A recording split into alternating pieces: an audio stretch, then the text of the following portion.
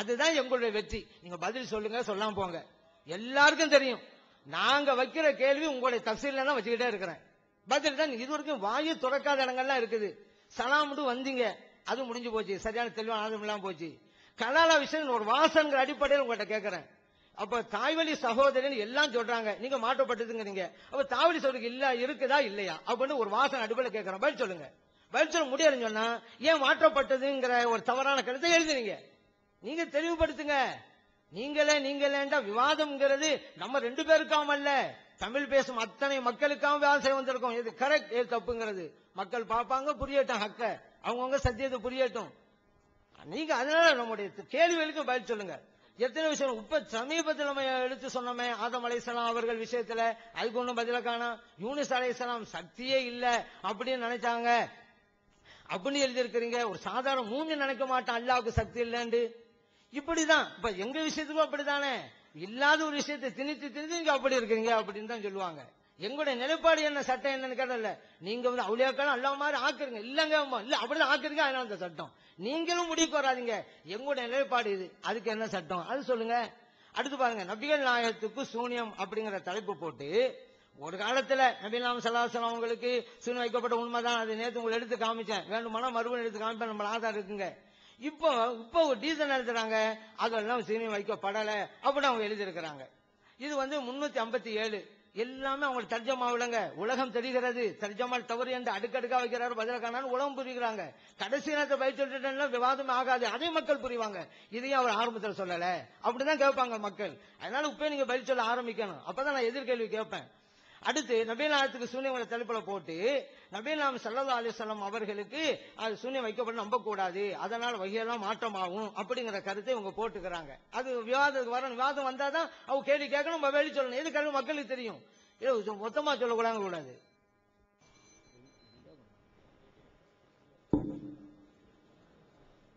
ஒவ்வொரு விஷயமாக முடிக்கலாங்கிறதுக்காக கலாலா பத்தி கேட்டோம். இது வரைக்கும் சொன்னாரா? சஸ்பென்ஸா சொல்லிட்டேன், விளக்குறோம்னு சொல்லிட்டு விளக்கல கடைசி வரைக்கும். அது ஏன் வந்து அந்த சகோதரி தாய் வழி சகோதரி அந்த வசனத்துல எங்க இருக்குது, என்ன கேட்கறீங்க நீங்க, அது ஒழுங்கா விளக்கிறீங்க, முடிஞ்சிருச்சு. அது ரெண்டாவது என்ன கேட்டோம், மிருகத்தோடு புணர்ந்தால் வந்து தண்டனை தான் சொல்லிட்டோமா, இதான் ஜினான்னு சொல்லிட்டோமா? அந்த மிருகத்துக்கு என்ன தண்டனை? பயங்கரமான கேள்வி. குழந்தைக்கு தெரியும் இஸ்லாத்துல சட்டங்கள் மனுஷனுக்கு உள்ளது, மிருகங்களுக்கு மிருகம் இப்ப தொழுகிறது, மிருகம் இப்படி ஒழு செய்யறது, இப்படிலாம் யாராவது கேட்பாங்களா? மிருகங்கிறது மணி கல்லப்புங்கிறது ஒரு ஃபிக்ஹ் கிதாபிலே சொல்லுவாங்க, இதெல்லாம் மனித இனத்துக்கு உள்ள சட்டங்கள். மிருகத்துக்கு என்ன தண்டனைன்னு அவர் கேட்கிறாரு, பாத்துக்கிறேங்க. இந்த அளவுக்கு விவரமா இருக்கு. அதாவது என்ன கேட்கிறோம்னு விளங்கி கொள்ளாம அது மிருகத்துக்கு கல்யாணம் உண்டா, கல்யாணம் பண்ண மிருகமா கல்யாணம் பண்ணாத மிருகமான கண்டிக்க முடியுமா? அது போய் தாயோடவும் போனவரும் தகப்பனோடவும் போனவரும் எந்த ஒரு கணக்காவது அதுக்கு இருக்குதா? மிருகத்தோட சேர்ந்தா மனுஷனை தாண்டி மிருகத்தை விடு, மிருகத்துக்கு சட்டம் இல்ல, அதான் மேட்ரு. இது பயங்கரமான கேள்வி மாதிரி கேட்கிறார். அடுத்து சலாம் மூணு முடிச்சு அடுத்து ஒன்னொன்னா முடிச்சிடணும், பினிஷ். தேவையில்லாட்டி வேற கிளப்ப வேற 3 கிளப்புங்க. 3 சொன்ன ஒவ்வொன்றா முடிச்சிட்டு வாங்க. சலாம் சொன்னீங்க, புகாரி தலைப்பு போட்டிருக்காரு, நீங்க தலைப்பு ஒண்ணு அது சரியில்லைன்னு ஒரு தப்பா போடுவார்னு போடுவோன்னே அதை விட்டுட்டு ஆமா நாங்களும் அதை வைக்கலன்ட்டு பேச்சுக்கு சொன்னோன்ட்டீங்க. இப்ப என்ன அந்த ஹதீஸ்ல விளங்குதுங்கிறீங்க, அந்த ஹதீஸ்ல என்ன விளங்குது நல்லா கவனிங்க. ஹதீஸ்ல என்ன விளங்குது? ஃபஸல்லம அலைஹிமுன் நபியு ஸல்லல்லாஹு அலைஹி வஸல்லம், ரசூல் ஸல்லல்லாஹு அலைஹி வஸல்லம் அவர்கள் மீது சலாம் சொன்னார்கள். இந்த அவர்கள்னா 2 பேர் இருந்தாங்கன்னு விளங்குறாரு. அப்படி விளங்கலாம விளங்கக்கூடாதுன்னு பின்னாடி உள்ள வார்த்தை காட்டிருது. சும்ம வக்கஃப ஃபனஸல ஃபதஆஹும் இலல்லாஹ், அவர்களை அல்லாஹ்வின் பக்கம் அழைத்தார்கள். யாருக்கு சலாம் சொன்னார்களோ அவர்களை அல்லாஹ்வின் பக்கம் அழைத்தார்கள். வகர அலைஹிமுல் குர்ஆன், குர்ஆனை அவர்களுக்கு ஓதி காட்டினார்கள் வந்துருச்சு. அது யாருக்கு குர்ஆனை ஓதி காட்டினார்களோ, யார அல்லாஹ்வின் பக்கம் அழைத்தார்களோ அவங்களுக்கு சலாம் சொன்னாங்க. இது முஸ்லிம் அல்லாதவர்களுக்கு நல்லா விளங்குது. இப்படி ஏதாவது குறுக்கத்தனம் பண்ணுவாங்கிறதுக்காக அதுக்கு அடுத்த வார்த்தையில் என்ன வருதுன்னு கேட்டா, அந்த சபையில அப்துல்லா இப்னு உபை முனாஃபிக்குடைய தலைவன் இருக்கிறான். அவன் என்ன சொல்றான், ஐயுஹல் மரு லா அஹ்ஸன மின் ஹாதா இன்கான மா தகூல் ஹக்கன், நீ சொல்லக்கூடிய விஷயம் உண்மையா இருந்தால் இதை விட ஒரு நல்ல சொல் இருக்க முடியாது. தாவா நடக்குது, முஸ்லீமுக்கு தான் பயான் பண்ணாங்கன்னு அவர் சொல்றாரு, முஸ்லீம் அல்லாதவனுக்கு செஞ்சாங்கன்னு அதுலயே வருது, பின்னாடியே வருது.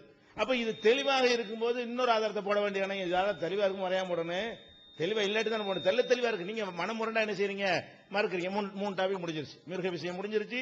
கலாலாக்கு இது வரைக்கும் ஆய தொடர்ந்து ஏன் சகோதரிங்கிற தாய் வழி சகோதரி பிரச்சனை எதுக்கு அங்க வருது, அதுல இல்லையே, அங்க குர்ஆன்ல இல்லையேன்னு கேட்டோம். உலகம்லாம் சொல்லியிருக்காங்கிறார். உலகம் சொன்ன காரணத்தோட சொல்லுங்க, ஆதாரத்தோட கேட்டோம். இது வரைக்கும் சஸ்பென்ஸா சொன்னோம், புரியாம தான் வேணும்னு சொன்னாரு. இன்னும் சொல்லவே இல்லை கடைசி வரைக்கும். புரியுற மாதிரி சொல்லுங்க இப்போ ஒரு தடவை. அவரே சொல்லலன்னு ஒத்துக்கிட்டாரு, புரியுற மாதிரி சொல்லலன்னு. அடுத்து என்ன, விட்டதுக்கு வருவோம். அந்த மிருகங்களுக்கு இருக்குல்ல, இது பல் துளக்கிறது முடிச்சோம். பல் துளக்கிறதுனா நம்ம எல்லா வேலைக்கும் ஒரு முறை வச்சிருக்கோம். ஆராய்ச்சி ரிசர்ச் பண்றாங்க. ஒல் அஃதலு ஐ யஸ்தாக பி சப்பாபத்தைனி, சிறந்த பல் துளக்கும் முறை என்னவென்றால் 2 ஆட்காட்டி விரல்களால் துளக்குவது. 2 ஆட்காட்டி விரல் ஒரு கையில இருக்கு, 2 கையில தான் 2 ஆட்காட்டி இருந்த விரல், 2 விரல்ல, அதுவும் சும்மா உடல. எபுதோ பி சபாபத்தில் யுஸ்ரா சும்ம பில் யும்னா, இடது கையில உள்ள ஆள்காட்டி விரல் ஆரம்பிச்சு வலது கையில முடிக்கணும். இதான் சிறந்த முறை. செய்யுங்க பள்ளிவாசல் உட்கார்ந்துட்டு சொல்லுங்க, மக்களுக்கு ஃபத்வா கொடுங்க. இருக்கு கிதாப்ல, அஃதல் இல்ல எதுல இருக்கு? ரத்துல் முக்தார்ல, ஹாஷியா ரத்துல் முக்தார்ல இருக்கு. இப்ப நான் என்ன கேட்கிறேன், இதெல்லாம் உலகிற்கான வளங்களை பார்த்தாலேயே, இது பார்த்தோம்னு சொன்னா இந்த புக்கை கொண்டு ஒரு மனநல நிபுணர்கிட்ட கொடுத்து இது எழுதினவர் யாரா இருப்பான்னு கேட்டா அவன் வேற மாதிரி தான் சொல்லுவான், சர்டிபிகேட் கொடுத்துருவான். கண்டிப்பா இது வந்து சிகிச்சைக்கு உரியவர்கள். ஏன் நடக்காதது, செய்ய முடியாதது, தமாசானது, சிரிக்க வேணாம், கேலி கூத்தானது எல்லாம் சொல்லக்கூடியவர்களுக்கு ஒரு விதமான மனநோய் இருக்கும். கண்டிப்பா விளையாட்டு சொல்ல, நீங்க அப்படி தமிழ் மொழிபெயர்த்து இதை எழுதியவர் யாரா இருப்பார்னு சொல்லி பேரையும் சொல்ல வேணாம், ஒன்னும் சொல்ல வேணாம். இதை வந்து வேணா நம்ம 2 பேரும் சேர்ந்து கூட போவோம், மனநல நிபுணர்கிட்ட இது கொடுப்போம். இப்படிலாம் ஒருத்தர் சொன்னா அவர் எப்படி என்னவரா இருப்பாருன்னு சொல்லி, அவர் சிகிச்சைக்கு உரியவரா இருப்பார்னு கண்டிப்பா சொல்லுவாங்க. நான் என்ன கேட்கிறேன், இதான் ரிசர்ச்சா, இது ஆராய்ச்சி, பல் துளக்கர் இப்படின்னு சொல்லி சொன்னா இது பார்க்கவே சிரிப்பா இல்லையா? இவர் ஹனபில் இப்படி சொல்லிட்டாங்களா, ஷாபிகாரன் நம்ம இதுக்கு மிஞ்சிற மாதிரி ஒண்ணு சொல்லணுமே. அவங்க என்ன செய்யறாங்க, நீங்க பல் துளக்குறீங்க இல்ல, நல்லா அப்பதான் எல்லா ஊறி போய் கிடக்கும், ராத்திரில படுத்து எல்லா ஒரு மாதிரியா பாமாயி போய் இருக்கும், எல்லா விதமான கிருமிகளும். அது பல்ல துளைக்கிட்டு அது முதல் தடவை வருதுல, அது அதை முழுங்கிருங்க, இது அதைத்தான் துப்பணும் முக்கியமா எழுதி வச்சுக்கிறாங்க. எவ்வளவு ரீகஹு, அந்த எச்ச என்ன செய்வான், அவன் முழுங்கிடுவான். அவ்வளவு இஸ்தியாக்கி, முதல் துளக்குதல் உருவாகக்கூடிய அந்த எச்ச என்ன செஞ்சிருன்னு முழுங்கி விட வேண்டும். இதுதான் பல் துளக்கிற முறை. அப்ப பிரச வச்சு துளக்க என்ன செய்யணும், இப்படி செய்யணும்.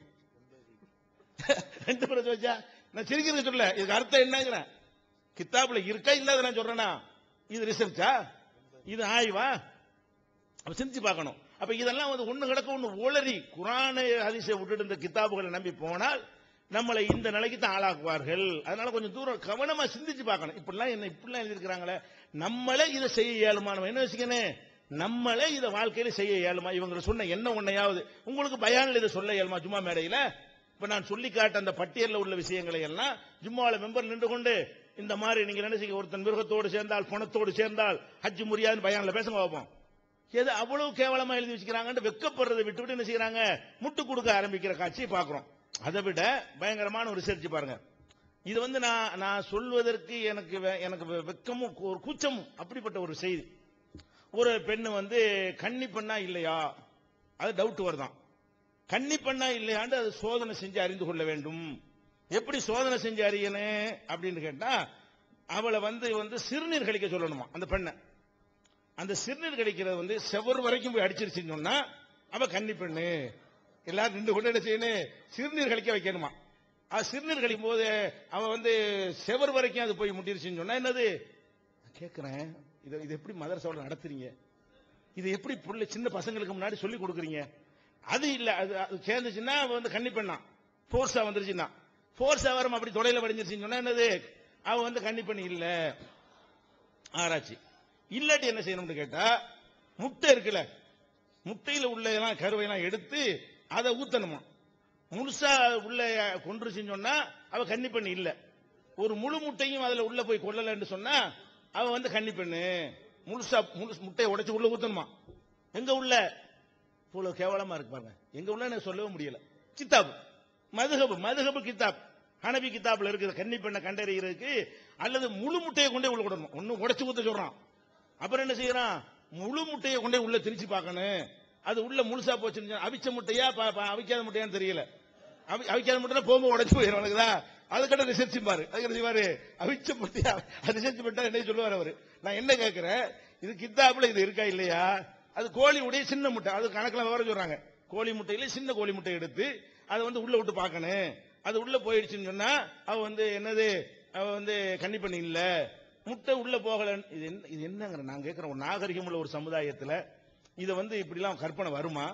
ஒரு இறையச்சம் உள்ளவன், தொழுவுறவன், நோன்பு வைக்கிறவன், எல்லாம் பயப்படுறவன், இது மாதிரி உள்ளவன், மார்க் அறிவு உள்ளவன், இப்படிலாம் ஒருத்தன் கற்பனை பண்ணுவானா? இதுதான் ஆராய்ச்சியா? மதுஹபுங்கிற பேர்ல இதை தாண்டின வண்டவாளம்லாம் இருக்குது. சிலது சொல்ல இயலாதுங்கிற ஒரு வகையில் நம்ம என்ன செய்யறோம், ஒரு அளவுக்கு அப்படி பூசி மொழிகி சொல்றோம். இதையே வேற ஒரு ஸ்டைல்ல சொல்ற அளவுட்டா நாரி போயிடும். எனக்கு அந்த மாதிரி சொல்ல வரமாட்டேங்குது. இந்த விஷயத்தை வந்து வேற மாதிரியா சில சொல்ல வந்தா இன்னும் அசிங்கமா இருக்கும். எனக்கு சொல்ல தெரியலன்னு சொல்லிக்கிறேங்க, அவ்வளவு அசிங்கமா இருக்கு.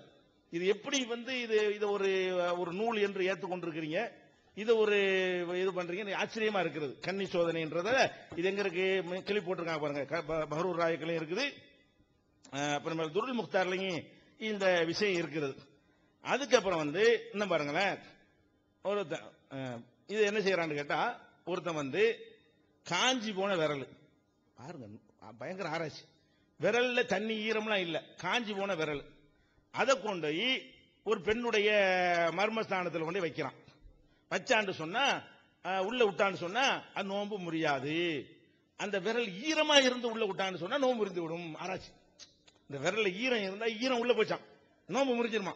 எவ்வளவு ஆராய்ச்சி பண்ணிருக்காங்க. நோன்பு முறிகிறதுக்கு வந்து அழகா நல்ல மனிதனுக்கு சட்டத்தை சொல்லிட்டு போயிட்டு இருப்பீங்களா, கிறுக்கனுக்கும் காட்டானுக்கும் சட்டம் எழுதி வச்சிருக்காங்களா. இவங்க எல்லாம் லூஸ், இப்படி எவனா செஞ்சான்னு சொன்னா என்ன செய்யுது, இவன் லூஸா இருப்பான், அவனுக்கு சட்டம் எழுதி வச்சிருக்காங்க. இது என்ன சட்டம்?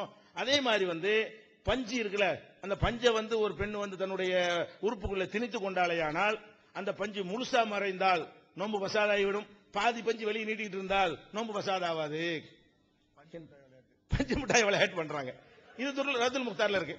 நான் என்ன கேட்கிற வழங்குறேன் உங்களுக்கு, நாங்கள் இந்த மதுஹப் இந்த விவாதத்துக்கு முன்னாடியாவது இவங்க பொய் சொல்றாங்க அப்படிங்கிற மாதிரி மக்கள்கிட்ட ஏமாத்திட்டு இருந்தீங்க. இதுக்கு முன்னாடி இருந்தீங்க அப்படித்தான் சொல்லுவாங்க, இல்லங்க கித்தாப்ல அப்படி கிடையாதுங்க.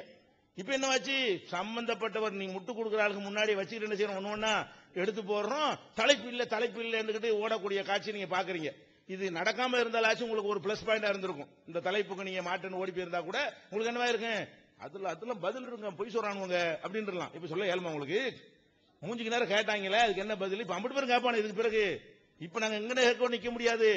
வந்திருக்கிற ஒவ்வொரு ஆலிமிட்டையும் வந்து மக்கள் கேட்பாங்க, நம்ம மக்கள்கிட்ட நோட்டீஸ் அடிச்சு விடுவோம், இப்படி எல்லாம் இருக்கா இல்லையா விவாதத்தில் வச்சோன்னு விடுவோம்.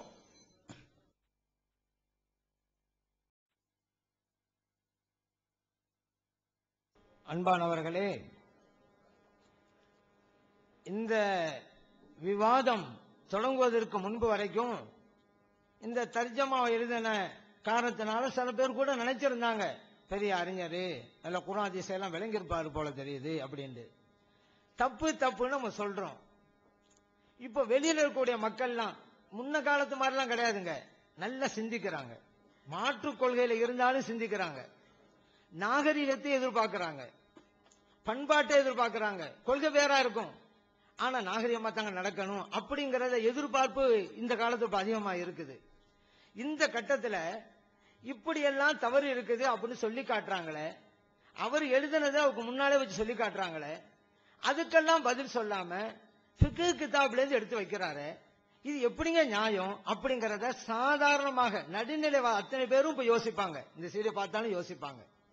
தப்சீர் கிதாபுல தவறு இருந்தா சொல்லணும்னு ஒப்பந்தத்தில் இருக்குது. நான் பல தடவை வாசிச்சிருக்கிறேன் தப்சீர் நூல். இவங்க வாசிக்கிற எல்லாம் ஃபிக்ஹ் நூல்.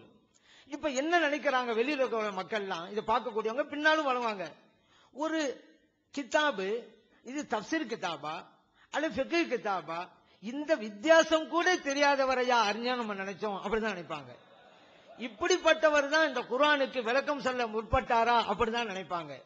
அது மட்டும் இல்லங்க, இப்ப பாருங்க, ஒரு விஷயம் அது ஆபாசமா சொல்லப்படுது, சொல்லும் போது கூட நான் ஆபாசமா சொல்ல தெரியாது, ஆனா ஆபாசமா சொல்லுவேன். என்ன, நான் வாடா போனா பேச மாட்டேன், ஆனா அப்படி பேசுவேன். இப்படின்னா என்னங்க, இப்படி தாங்க. இன்னொன்னு, இப்படி சொல்ல சொல்ல அதையும் ஆதரிக்கிற மாதிரி சில பேர் சிரிக்கிறான்னு சொன்னா, அந்த ஆபாசம் எல்லாம் சரிசமமானது, வாழ்க்கையில் ரொம்ப சாதாரணமானது அப்படிங்கிற அளவுக்கு சில பேரை உண்டாக்கிட்டாங்க, அப்பாவி இளைஞர்கள் உண்டாக்கிட்டாங்கன்னு தெரியுது. எந்த அளவுக்கு, தொடைப்பகுதி மறைக்க வேணாம் அப்படி சொல்லி கொடுத்த ஒரு இளைஞர் கூட்டத்தில் போய் ஆபாசத்தை சொன்னா சிரிக்காம என்னங்க செய்வாங்க? ஏன்னா அப்படிதான் ஆக்கிவிட்டாங்கல்ல. நீ உங்க வீட்டுல இருந்து கணவன் மனைவி வந்தீங்களா, வாங்க அப்படி உட்காருங்க, எங்க கூட கணவன் மனைவி இப்படி உட்கார்றோம், உங்க சகோதரி அப்படி வைங்க, எங்க சகோதரி இப்படி வைக்கும், ஒன்னா உட்காந்து சாப்பிடுவோம். அப்ப என்ன வித்த மேற்கத்திய கலாச்சாரம்? இப்படி ஒரு சட்டத்தை இளைஞர்களுக்கு, அப்பாவி இளைஞர்களுக்கு குர்ஆன் ஹதீஸ் பேர்ல போதிச்சிருக்கிறாங்க. அந்த இளைஞர்களுக்கு ஆபாச கதை சொன்னா சிரிக்காம என்னங்க செய்வாங்க?